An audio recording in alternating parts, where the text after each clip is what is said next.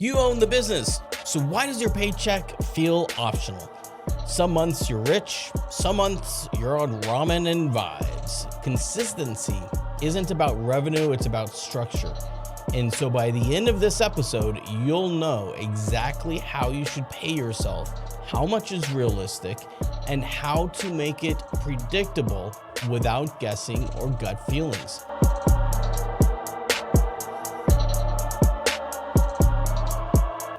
Hey, this is Stephen Young with Savvy or Surrender, your podcast to help you become a savvy CEO and to never surrender to all of the challenges of being a business owner. With more than 50% of businesses going out of business within 3 years, my goal with this podcast is to help you understand all of the different business challenges and ways to get around them and to help you, but specifically with financials, with understanding what your finances are telling you, how to be more profitable using profit first and cash flow structures and forecasting, and then also understanding your taxes and how to be able to pay yourself more and keep more of what you're earning in your business and paying less in taxes. So with that, I would greatly appreciate it if you would like and subscribe this video. If you're watching it on YouTube or podcast, wherever you get your podcast, you can find us. In today's episode, we're really going to dive into the different ways that you can pay yourself depending on your entity. So if you're a sole proprietor, LLC, partnership, S Corp, C Corp, we're going to get into it and also talk about the smartest way to do it, so that you know what your paycheck is going to be and it doesn't go up and down based on your income, because everybody's business, or at least most businesses, they have seasonalities to them. My business does, right? We're getting into tax season right now, and so it's going to be busier for us and we're going to have more revenue. But come June, that is my May, June, those are my slowest months, but I've still got to pay my staff, I've still got to pay me. So how do we get around that? We're going to talk a lot more about that. So the first thing to really understand, of course, is that the legal structure of your business dictates how you can get paid. So this is kind of the beginning section that we want to talk about. And it's, you don't get to choose how to pay yourself emotionally, of course. The IRS already chose. So you're just going to be catching up here. And I got to tell you, I want to make sure I cover this because I see a lot of challenges here. I see a lot of misunderstanding when clients or prospects come into my office and we start talking and they're a partnership, but they're paying themselves a regular W-2 salary. I see it all the time. Bigger businesses, smaller business, doesn't really matter. They just didn't understand and nobody told them the correct setup. So if you are a sole proprietor or a single member LLC, or even a multi-member LLC partnership where you haven't designated otherwise. Now, on a sole proprietor and a single member LLC, for tax purposes, you're called a disregarded entity. There is a difference between your legal structure and your tax structure. When you become an LLC, legally, you are a separate entity. You are a legal liability company, and legally, you are a separate entity. For taxes, for the IRS, now every state does it a little bit different, but pretty much the same. For the IRS, you are called a disregarded entity. They don't care that you're an LLC. And tax purposes, it still goes on the personal tax form on your 1040, which also means then you don't get to take a W-2 salary. You're not putting yourself on salary and taking taxes out and all that kind of stuff. What you take is what's called a draw. So when you take those draws, you're essentially just transferring money from the business account to your personal account. Please, regardless of any entity, even if you are a sole proprietor, please set up a separate business account. You don't want to commingle those funds. You want to have a separate account for your business and for your personal, and then we'll get into more accounts here in a minute too. But when you have that separate business account, even if you're a sole proprietor or an LLC, when you decide you want to take a paycheck, when you decide you need money, you're going to transfer or even write yourself a check. My dad used to write himself a check. He would take a business check and he would write cash on it, or he would write my mom's name on it, and he would go and hand it to my mom and she would deposit it into the personal account. Now, that was, 40 years ago when there wasn't the technology that we have now where we have an app that we can just go on and transfer money instantaneously, right? So that's typically how I used to do it when I was straight LLC before I become an S Corp. I would just transfer the money from my business account into my personal account, and that worked just fine. Taxes are tied to your profit, not your withdrawals. So what that means is if your business made a net income of $100,000, that's what you're going to get taxed on. You're not getting taxed on how much money you pull out of the business. So if your business made $100,000 and you only took $20,000 because you wanted to leave 80 in the bank so that you could, do all the things and grow as a company and everything, that's great, but it's not going to help you. Because unfortunately, they still need to, you're still going to just get taxed on the net income regardless, because it all flows down. And you're going to have the self-employment tax, which is 15.3%. That's the Social Security and Medicare. And they call it self-employment tax because when you are an actual employee, you only pay half of that. You pay 7.65%, and your employer pays the other half. Well, when you're self-employed, you get to pay both. And then you also still have your federal and your tax. If you have a state tax, your federal and your tax withholding, your state tax withholding from that as well. And so that's what kind of goes into, but it all comes into the 1040. That's also where your estimated payments come into play. And we talked about that just a couple episodes ago. So I'm not going to go into a lot of detail there, but just remember, you've got those estimated tax payments that you have to make. January 15th is the first one coming up right now. It's the first one for the year, but really it's for last year. It's for quarter four. So if you're just starting in business now, you don't have to worry about it. If you had a really good year in business last year, you might want to look at even paying more than what the safe harbor rule says, simply so that you can get some of that paid and you don't have a big bill come in April. But so we have January 15th, and then April 15th is for the first quarter. That one kind of makes sense, right? It's after the first full quarter. But then the next one is actually June 15th. And so that's for April and May. And then September 15th is for June, July, and August. And then again in January 15th, and that's for the September, October, November, and December. So you have 4 months on that one. They don't play by the normal quarter rules. I'm sure there's a reason there. I just don't know it, but that's what it is. Okay, so April 15th is your first quarter's estimated tax payment that you need to make. How much do you pay? Again, go into that episode. I think it was episode 15 where we dived into quarterly payments and talked more about it. Also, your tax professional should be able to give you a voucher that tells you exactly how much you should be paying.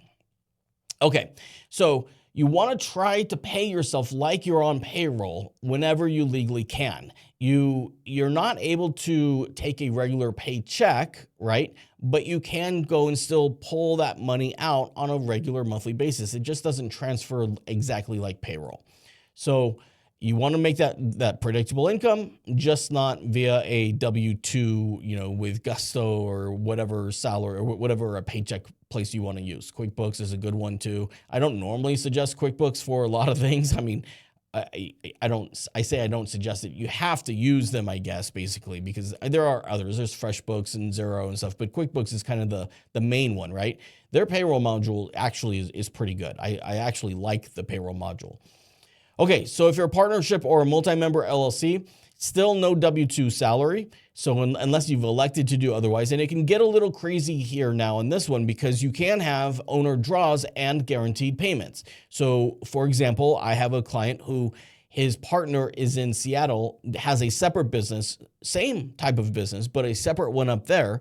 And then he's a partner with my client down here in this business.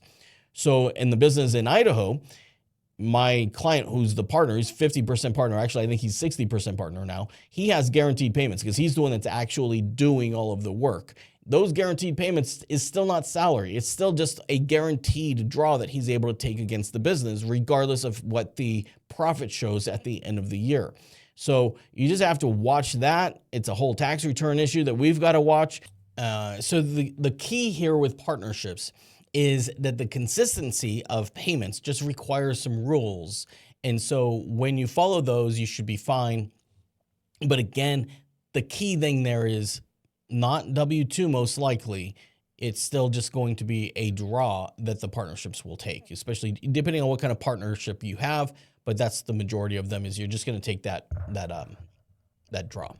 Okay, now let's get into S Corps, which is probably the most misunderstood one. And there's two ways to get paid here. So your first one, which is required by IRS code, is that you are on a W-2 salary, some type of a payroll. Now, the official rules on being a W-2 salary on with an S Corp, there's a couple of questions here. One is, what is the reasonable salary? And then the second one is, so how much should I pay myself? And when do I need to pay myself? Now, the key is that by the end of the year, you're able to show a federal 941, which is the form that you put on your payroll and you show taxes and everything to the IRS. That is what they want to see.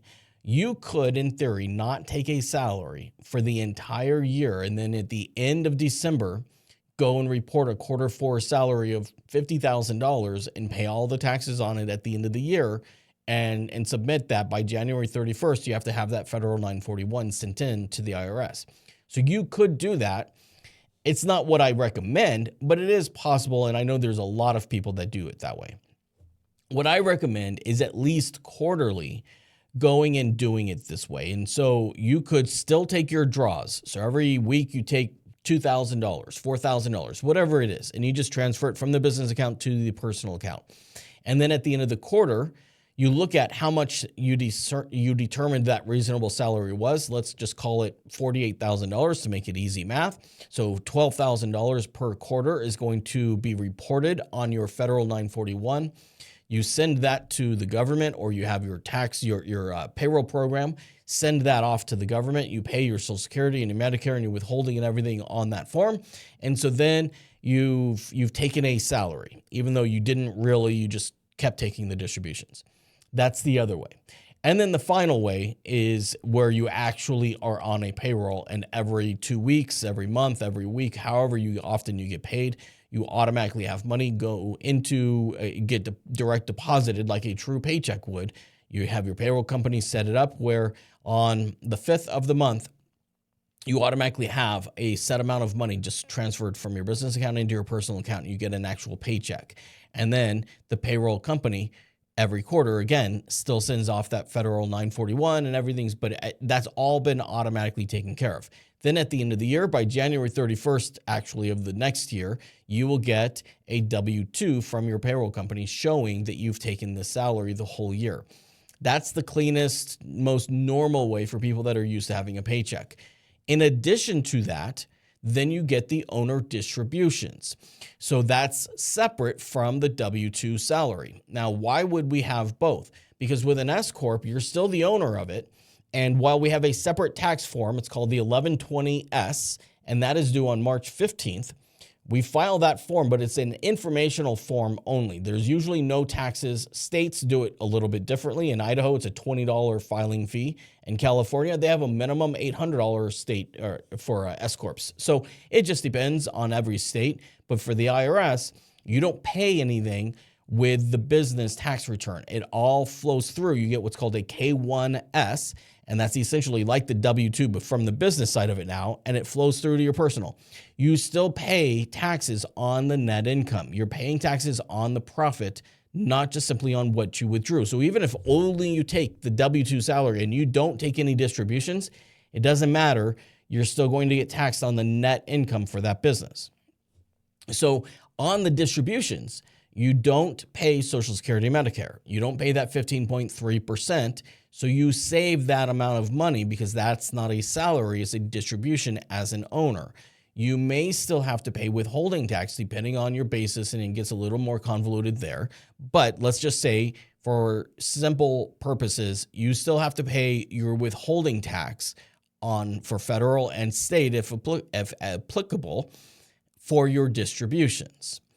Now, let's back up one quick second to salary. Okay, so you've got your W-2 salary, you've got your owner distributions. What is a reasonable salary? Well, it's a good question. The IRS doesn't officially define what a reasonable salary is. They essentially let you determine what a reasonable salary is for your position. And of course, most people just kind of guess it, or they say, oh, $50,000, or maybe half of, what it should be, right? So if I make $100,000 in my business, I'm going to take $50,000 in salary and $50,000 in distributions. Well, that's fine until you start making $300,000 and $500,000 and $600,000 a year. If you're netting $500,000, is it still fair to have a 50% or $250,000 salary? Probably not. Like, what would you pay to replace yourself? So salary is not what I need to live, right? Salary is what the role would pay in the market. But now here's where it can get a little confusing too, is that just because, let's say, like I talked to a guy who was an engineer. He had worked for a city and was making over $100,000 as an engineer. So then when he started his own business and he started making enough money that he'd pay himself a salary, he felt like he had to pay himself a $100,000 salary because that's what a fair market salary was for his position. That's fine if that's truly what you are earning and that's all you're doing. But we know as business owners, you probably don't work only 40 hours a week, unless you read The 4-Hour Workweek by Tim Ferriss, which is a fantastic book, but I haven't figured out how to apply it yet, and most of my clients haven't yet either. Maybe you can do some things, and there's some periods where it's a little slower, but especially when you're getting the business started, you're working more than 40 hours a week probably. And even if you aren't technically working and you're only working those 4 hours, I mean, unless you are jetting off to Thailand or whatever, you're probably still working. You're meeting with people. Like I had a client who said they went on vacation to Texas to meet with some family friends, and they ended up talking about business the whole time. And so they literally wrote up some minutes so that they could make it a board meeting and be able to write it off because they knew what I would require for it. So anyways, my point being, if you look at a 40-hour work week, and you say, okay, for 20 hours, I was an engineer, so I'm going to pay myself $50 an hour as an engineer for those 20 hours. But the other 20 hours, I didn't do engineer work. I did paperwork. I did social media promotion. I went to a B&I or a chamber leads group meeting or something like that. And you did those things. Well, what do you get paid for that? What's the pay for that? If you're a simply filing papers, maybe it's $15, $20 an hour. If you're doing social media stuff, $20 an hour. So figure out what that other 20 hours is for that 40-hour work week. So 20 hours you actually worked and you made $50 an hour. The other 20 hours, maybe you made $20 an hour, and you figure it out and you make your salary based on that. If the IRS was to come back and audit your reasonable salary and you showed them why you did what you did, and you gave them a firm breakdown of this is why I came up with my reasonable salary, how are they going to argue that? You've given them reason of what your reasonable salary was. So now you're good. So that's how you come up with a reasonable salary. The other way is you pay a bunch of money and you actually go to reasonablesalary.com or something like that, and you get a reasonable salary study done. If you want to get that crazy, go right ahead. I personally don't submit to it. You work with my clients on figuring one out, and we go from there. Okay, shifting gears a little bit. The real reason most owners don't have a consistent paycheck is, we talked about it a little bit in the beginning, revenue's lumpy, right? It goes back and forth. It's up, it's down. If you've got a HVAC business, you have your shoulders, right? You're busy in the summertime because people's air conditioners aren't working. Well, in September, October, depending on where you live, of course, but September, October, maybe the air is not coming on. Like in Idaho, we don't use our air conditioner usually, maybe part of September still, but October, even the beginning of November, oftentimes, the heater's not on, the air conditioner's not on. It's a shoulder season where they're slow. And I know they're slow because commercials on the radio start advertising for maintenance. And a $79 maintenance fee, right? And they'll come out and they'll clean everything because they have nothing else to do because nobody's getting new ones done or nobody's breaking theirs. And so they don't have any real major service work.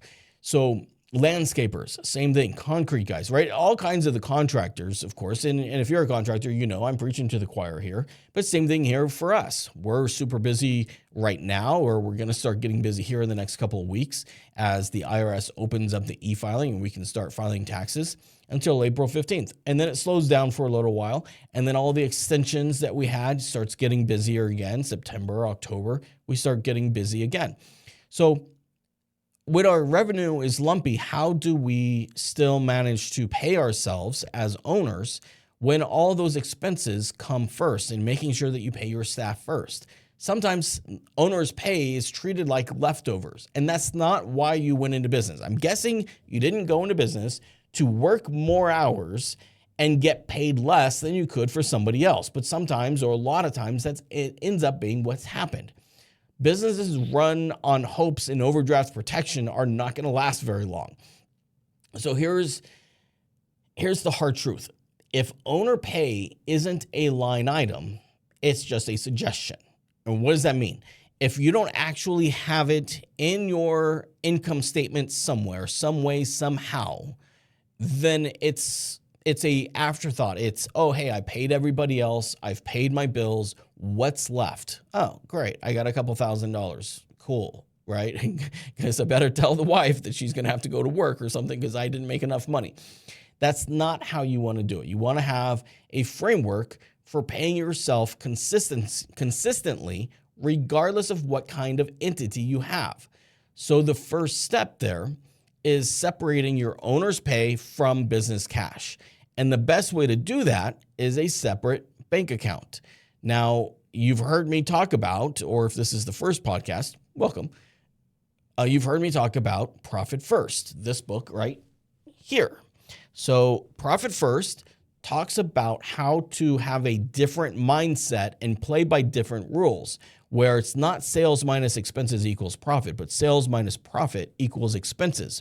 And one of the keys there is your owner's pay account. So you're making sure you're getting paid. You're making sure you're getting a profit. You're making sure you're getting owners paid. And then the expenses are what's left over. So of course you have to manage your finances. You have to manage your expenses, but you want to make sure that 25% to 40%, depending on what level of income you're at, of your income or of your gross or your real revenue is going into your owner's pay account. If your business account is your personal checking account, then, first we got to work on that, right? And we already talked about that. So I'm not going to harp on that more, but get a separate business account. And then while you're there and you're getting a separate business account, get at least one more for your owner's pay. I'd like you to have a total of 5, but at least let's get going on 2 more. Let's go the profit account and an owner expense account or owner pay account. So you want to set yourself up for a fixed payment amount. How much can you do? If it's $5,000, $6,000, whatever it is, choose a monthly, biweekly number and base it on your average profitability. Not your best month, but your average profitability. And you might need to start lower than you want simply because of where your business is at, and then you raise it intentionally later. And you consistently, maybe on a quarterly basis even, you look at where your business is at and you can pay yourself more on a regular basis. And then you want to build a pay buffer, and this is huge. You want to try to build up your checking account to have 1 to 2 months of owner's pay set aside. So if it's a really good month, don't take it as meaning you get to pay yourself more money. Pay yourself the same amount of money, but leave that extra money in that owner's pay account so that it builds up. That way, when you do have a slow month, and maybe your owner's pay account only gets $2,000 put into it, you still have enough to pay yourself. So if you need $10,000 a month and one month you're making $20,000, so you pay yourself $20,000, and the next month you only make $5,000, so you will pay yourself $5,000. Well, you're going all over the place, and your personal finances are going to show that. Your credit cards are going to be a little slower paid. Your house payment or your car payments or whatever, or groceries, you're going to be eating ramen that month, whatever it might be. So this helps you smooth out those slow months. Client delays. If your client's not paying you, they're having cash flow challenges and you're the guy that they don't pay, well, then now you have that ability, that buffer there. Seasonal swings, same thing. We talked about that. So this is the difference between I hope I can pay myself and I know I can pay myself. So how does this look specifically for S Corp owners? We still have our salary. It's nice. It's predictable. It's tax deductible. It automatically hits payroll taxes. And then with your distributions, those can be flexible. The distributions can be hey, here's what else we have available to be able to use. And it can be profit-based as well. So this is where tax savings can really live, because you're not going to be worried about all your expenses, whatever, and pulling as much money as you can out of the business for your income, because now you know you have a set amount set aside for your payroll and for the profit, and now you know what you need to do. On an S Corp, you still have your estimated quarterly tax payments, but only on the distribution. So it's set up a little bit differently. And you want to pay those on the personal side, not through the business. I just got a call from Jesse at the state of Idaho tax department because a client had paid himself or paid his quarterly taxes through the business, and there was no taxes owed. So he was very confused. So we were able to move that over to the personal side. So you want to make sure when you're paying your estimated taxes on your distributions that you're putting it in the right area. You're giving it to your personal side, not your business side. Okay, so stop starving your salary to just save on taxes. The rule of thumb is your salary equals stable and your distributions can be your reward. And that's how we use Profit First. We're going to have the income account where all the money comes in. And then from there, it automatically goes into your profit account. Then it goes into your owner's pay account. Then it goes into your tax account. And then finally, last is your expenses. How often do you want to do this? However it works for you. In the bank, it talks about the 10th and the 25th. That can work. For most of my clients, I recommend they do it weekly. One, to get into the habit of it, but two, because a lot of my clients pay weekly still. And so now they're able to move things around. And it's kind of nice to see it actually on a regular basis, just moving in. Now, if you're somebody who gets paid on a more transactional basis, like a real estate agent, let's say, do it every time you got a transaction. Every time that you have a sale close, you get that commission check, you go and deposit it into the bank, automatically deposit it into those separate accounts. Your owner's pay account, your profit account, your tax account, and then your expenses. Your expenses comes last, and that can include your employees. Now, you obviously want to make sure that you're paying your employees, but that needs to be taken into account with all your other expenses of, hey, do I have enough money to be able to pay everybody and everything out of my expense account? If you don't, you need to check your expenses. So what happens here if things aren't working out? Like, I'll pay myself when I make more money. That's fantastic. Pay yourself more when you make more money. You didn't get into business because you thought you wanted to make less money, right? Like we said before, you got into business because you wanted to make more money, I'm guessing, and you wanted maybe your income to be more consistent. Well, if your business is inconsistent, your income is going to be inconsistent. So we talked about how to fix that. I need to keep cash in the business. Hear that all the time too. I want to reinvest in the business. I'm trying to grow the business. I want to reinvest in it. That's fine. But if you're starving, how's that mentality in your business? Your business is going to be starving too. So you need to make sure that you're being taken care of so that then the business is being taken care of as well. And I don't want to mess up taxes. Well, that's where I come in. So if you have any questions and you want to take a look at maybe what we can do for you, you can go to meetwithsavvy.com and schedule a discovery call. The other thing you can do too is on our website, we have the tax savings playbook with 5 secrets to mastering the art of keeping more of what you earn. And that is directly on savvytaxstrategies.com. Here's our homepage. You can scroll down there to the middle. So if you're listening to this and you're not watching, again, go to savvytaxstrategies.com. Right there in the middle after the picture of the family having the marshmallows there, you'll see a Get the Tax Savings Playbook. You just simply click on that, put in your name and email address, and I will get that sent off to you. It gives you some great information on how to pay yourself consistently and save on taxes. And with that, I am so grateful that you were here. If you liked this episode, please give me a thumbs up, like, subscribe, and give me a review on Apple Podcasts would be fantastic. I would greatly appreciate it. Have a great week, everybody.